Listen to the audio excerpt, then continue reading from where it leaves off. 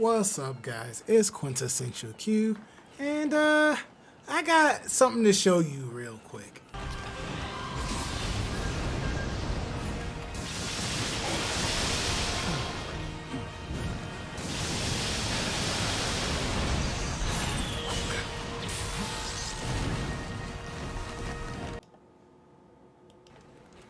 Now I know you're saying, Q, how did you nearly do 1500 damage on Ember Plume with Claw Blaze? And mind you, that was without any food buffs. That is just straight from the build itself. No food buffs required. So we could even be doing more damage if we were to add food buffs. Well, I'm glad you asked. Right here, we have a 100% crit hit chance Claw Blade build. I already know that there's a couple of videos like that going out there, but low-key, I was the originator of it because I've had this build for like over a week, probably like since day 4 or 5 of the game. And I'm gonna debut the build showing off the weapon first. We're using the Take Minakata, which is the Celestial Dragon weapon, the human path version. We're not going Kemono path for this build. Just personally, for majority of the weapons I've been testing, human path just gives you more damage, especially when it comes to Claw Blade. One stroke critical is the main focus of the build, but the final product of the build overall is as follows. Final blow 25%, time changer 30%, turbulence fury at a combined 16%, one from the natural node of this weapon and another node that we bring over. I know some people don't like Turbulence Fury because they can't proc it consistently, but I'm going to go over how to proc that consistently, so don't you worry. Aerial Strike Fury at 5%, Verve at 10%, and One Stroke Critical at 30%. Now, when we go over the skills, Turbulence Fury boosts attacks for a while on a successful claw attack at maximum claw gauge level. Now, this wording is a bit misleading, and due to it being a bit misleading, some people actually leave off that other 8% on Turbulence Fury and put something else there, which I do not believe is optimal and what you should be doing. I believe that you should be bringing over both Turbulence Fury nodes. Now, I'm going to show you later how to proc it consistently, but just know it is not referring to the blue gauge that is to the left or right, and maybe if you moved it or something, but it is not that blue weapon gauge that is on your screen. It's actually a whole different thing entirely. Final blow. Boost attack power of Topple Kemono. Elemental Downs also counts towards this. This is a really nice skill to have. It's the inherent skill, so we couldn't do anything about it anyway, but it is an incredibly good skill to have. As Clawblade players, you're going to be getting topples all the time. Topples are actually pretty consistent. Usually on a normal monster that is not volatile, I'm at least getting one, if not two, because we also sprinkled in some element in here. So I'm usually getting one like normal knockdown and maybe one elemental knockdown, since Clawblades attack so many times to potentially apply that elemental status, that I'm always getting topples. I'm always benefiting from Final Blow. Aerial Strike Fury, another node that sometimes people leave off, which I do not believe is optimal. Some people put Destruction Art here for people who are also going a similar build path. I'm going to tell you now that Claw Blades do not need Destruction Art. We destroy parts so easily. Honestly, when it comes to the weapons, Clawblade's one of the best at destroying parts because they can target specifically what parts they want to destroy. Like once you can literally place your claw where you want to destroy your part and just attack that specific part over and over and over until you get the break. So you don't need anything else other than Aerial Strike Fury here. Do not pick up Destruction Art. It's just not optimal in my opinion. Verve at 10%, boost attack and defense when at maximum health. Nothing more to say there. Pretty self-explanatory. One stroke critical, the star of the show and the main focus of the build, boosts the chance of unleashing critical hits for a while after destroying a part of a Kemono. Now we have this at 100%. And the critical hit damage multiplier is 50%, which essentially means once we break apart, we get 50% extra damage, which it may as well just read that since we have this at 100%. Finally, Time Changer lengthens the amount of time temporary boosts remain in effect. This is by 30%. If I found the way to add more Time Changer for free without sacrificing damage, I would, but so far I haven't. That's subject to change in the March update because we are getting new weapons and stuff when we finally get the March update. So that may be subject to change. This build entirely might be subject to change depending on what we get. So how did we get here? I'm glad you asked. We started from the top. Now my pathing is going to be a little bit more complicated because these are the weapons I went through the entire story with once I was able to make them. So I went through the story. This build has gone through so many iterations. I reverted nodes, went over new skills, got things, tested other builds. So my pathing is going to be a bit more complicated. So what I did was went to the right, cut all the way to the left, and then went down. Now you do not have to worry about this top part at all because none of your important skills are up here. All you got to do to simplify this is just go down to the left and go over to this node right here because your first important node is actually right under it, which is Aerial Strike Fury. Now, the benefit of going this complicated pathing is that you have nice stopping points within the build. I'll point those out if you do take my complicated pathing.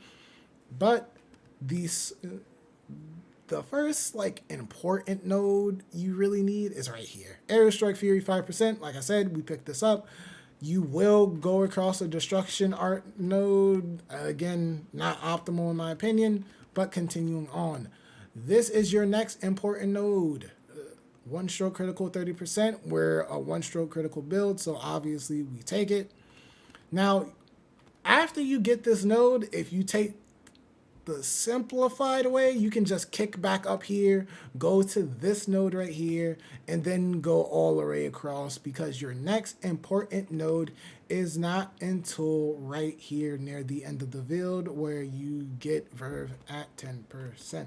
Now, the benefit of going the complicated pathing that I took is that you got really nice stopping points if you're going through the story with this weapon like I did. You can stop here once you get to the one-stroke critical node. You can stop here once you get to the Aerial Strike Fury node until you get to this node. After you get to this node, you can stop here because this is a really good node to stop. And honestly, you can go through the rest of the story just on this node and grind up all the pieces you need until you can completely finish out the build. This is a really nice node to stop on, as well as this node way over here is, again, a really nice node to stop on. Also, if you go this complicated pathing, you also have really nice skills that you can change out. Some of them, again, less optimal, but you do get Critical Boost Fury here that you may want to swap for one of the things. You do get Final Blow 8% that you may want to test and swap for one of the things. One of the abilities, you do get that Destruction Art that I talked about earlier. So that's some benefits to taking the more complicated pathing. Now, getting into the armors. The star of the show, the headpiece, gives us one stroke critical at 30%. This is the Celestial Dragon headpiece. I have it for Human Path, obviously, because this is a Human Path build. This is the Lava Back chest piece. Now, I have this in Kemono Path, simply just for looks, no other reason. If you need this in Human Path, because you don't have all the pieces yet, so you need this in Human Path just so you can keep the Human Path traits, then please do so. But this gives us War Ready Verve Strong Arm Body. War Ready will keep us regaining stamina even when our weapon is drawn, so that is nice. Verve at 3%. Again, we already went over Verve, pretty self-explanatory. Strong Arm Body. Now, Strong Arm Body is kind of interesting because I personally don't use Hunter's Arm a lot, but it inhibits stamina depletion for a while when Hunter's Arm is activated.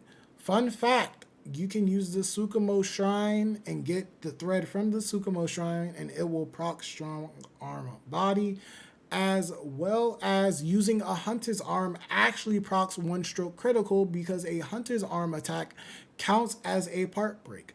So just some little nifty things to keep in mind during your hunts. The arm piece, unfortunately, there's no really good arm pieces, so we're using these, the J-Dance Tekos. This is just +3 Savage. This is about best you got. Everything else is pretty bad as well. These aren't really great either, but it is what it is. Leg piece are unfortunately in the same boat. There's just not really too many good options, unfortunately. Hopefully that changes in the March update. But we get slash bolster 3%. That does give us 3% extra damage because we are a slash weapon. Sidestepper gives us more distance on our rolls, and Fusion Master just extends the time that Fusion Karakuri remain in effect. But the second best piece, the second best armor piece in the build, arguably the first, maybe a tie with the headpiece, is the Golden Tempest boots. They come with Savage and Verve, and if it only came with those two skills, it would still be the second best armor piece in our build. But it also has follow through. For those who don't know what follow through does, make stamina recover when you unleash a critical hit. Now, like I said, once we break apart, we're at 100% crit. So we're always going to be critting all the time, which means we're always getting stamina back, which is really helpful when you're in the air, when you're on the ground, when you're using multiple dodges. It's just so helpful. Finally, going over the talismans. My talisman setup is as follows. Depending on what you do and do not have, you may have to play around a little bit till you get all the pieces. These one-stroke critical talismans that I have were pretty easy to farm up. Just make sure you're doing your visitors things, and if you know the exploit that you once you finish a visitor hunt during the countdown timer, just return to your Minato, and then you'll still keep the talisman that you got from the hunt, and your visitor will still be there because there is a soft and hard cap to how many visitors per day you can have. But if you use the exploit, you never hit the cap because technically you never sent that first visitor away. But health boost, one stroke critical at 14%, just really good. Health boost, one stroke critical at 12%, again, just really good. And strong arm spirit, one stroke critical at 14%. Now, unfortunately, Strong Arm Spirit is a dead skill here. Strong Arm Spirit gives us crit chance after we proc a Hunter's Arm, but like I just said earlier, Hunter's Arm counts as a part break, so that means we have 100% crits anyway. So if I find a better talisman to replace this with, I will, but at its current moment, I don't, so it just stays on the build for now, so I can guarantee my 100% crits. The last two talisman, Flame Welder and Final Blow, 2% and 6% respectively. This is just really good. Obviously, if you're going against Fire Monster, please just switch this out. Duh. And finally, Claw Master. Claw Master boosts the amount of claw gauge increase when a claw is planted in a kemono. Now, this is really good because that means that blue bar at the bottom, you don't have to fill it to 100% to get the maximum amount of time on your claw. But you probably still going to have this maxed out because by the time Turbulence Fury is in range to proc, most of the times you're going to have a full claw gauge. There's some niche times that you don't. But also, it does help with Turbulence Fury. If we get the proc for Turbulence Fury that I'm about to go over in just a second, Claw Master kind of helps, just allows us to get Turbulence Fury a little bit easier. Post-editing queue here.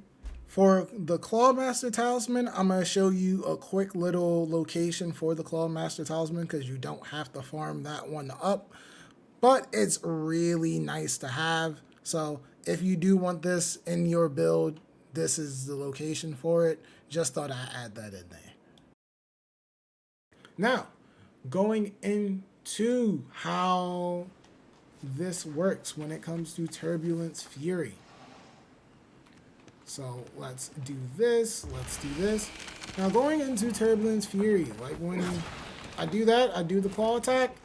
That will not proc Turbulence Fury even though I have blue gauge. If I were to just have blue gauge and latch on to the monster, I will never proc Turbulence Fury. Again, it's a little bit misleading, but it is not talking about this claw gauge in particular. In fact, it is talking about a hidden mechanic within claw blades. So when you're attacking with claw blades, you will notice that there's this small glow around my body. And the more that I attack, the stronger this glow increases.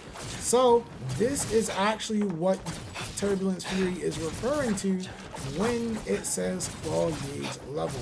It is the level of this glow that is around your body. This is pretty much maximum glow when you see these yellow and black lines around your body. Like, this is pretty much maximum glow. And if I were to latch onto the monster, I will proc Turbulence Fury. Now, I'm not going to get the prompt here because the bear does not tell you when your skills proc, but that is the proc for it. I will even show it off in a couple of videos here of me proccing Turbulence Fury while I have that glow around my body. Now, getting into Aerial Strike Fury, another move that another ability that I was talking about. A lot of people think that your dive bomb move, your main move to finish off monsters, like this move right here. A lot of people believe that that cannot be boosted by Aerial Strike Fury. And in a sense, they are right and they are also wrong at the same time. Now, if I go through the entire animation like this, I will never proc Aerial Strike Fury on that move because due to how the damage works with the dive bomb, the damage is actually applied a little bit delayed, and by the time the damage is applied, I'm most likely on the ground. One simple way to fix this is just simply not being on the ground when the damage procs. And how do we do that? Simple. Once you get the hit, just cancel the move. As you see, did more damage right there. I'll show that off again. We will do the move just normally without doing any cancels. 2818, 2874 according to the damage log. And we will do the move with the jump included. 2932 and 2998 on the damage log. So clearly, just add the jump and you will be fine. Of course, if you're attacking a monster in the air and you hit a monster in the air and the damage is applied before you hit the ground, you don't have to worry about anything. But you don't even have to be really quick with it. Like, I'm going to hit the ground here. I hit the ground right there and jumped like the second I touched the ground, and the damage, the boosted damage was still applied because by the time the damage went off, I was back in the air.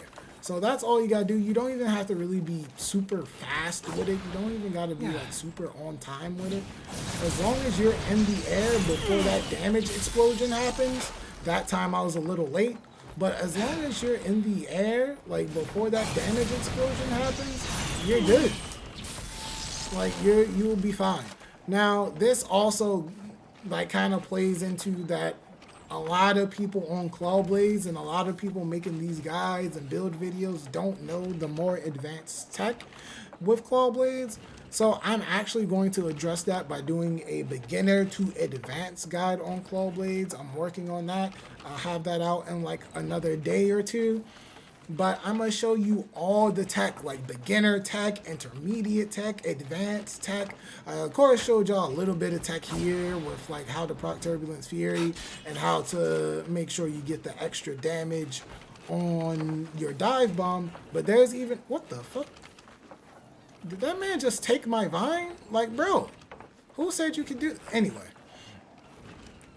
I have even more spicy advanced tech for everyone. So be on the lookout for that video when it drops because I believe that will help all claw blade players, new, old, just be a little bit more optimized when it comes to their play in claw blades. But that would do it for the build video for today. This is Quintessential Q signing out. Please make sure to follow me on Twitter, on Twitch. I'll be doing live streams over there. Make sure you follow all that. The links to those things will be in the description below. But I'm signing out. Deuces.